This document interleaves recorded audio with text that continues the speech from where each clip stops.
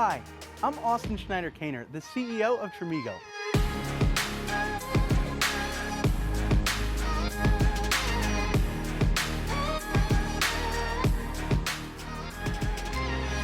We're building a social app for young adventurers. I traveled around the world and fell in love because of how resilient travel made me become and how many incredible connections I had made. But I realized that I ran into one reoccurring issue: the structure to make a plan, to meet people on the go who like things that I enjoy. It was just too damn hard to meet new people and develop genuine connections with them. So we started this travel community to encourage other young people to get out of their comfort zone, knowing how much it would help them. Young adult loneliness is at its highest levels in human history, and we believe that's because social media is too surface and superficial. Tramigo changes the standard for social media. Honestly, I don't even like saying we're a social media company. We're entering a new industry, the social experience industry. Tramigo is an authentic platform where you can develop genuine connections from all walks of life by maximizing your experience. There's no like button on our app or follower count. We alleviate the pressure of figuring out what to do when you first meet someone. We solve that on our Go page, where you can join and create activities on the go. We're gamifying travel by adding badges and levels for achieving real-life goals,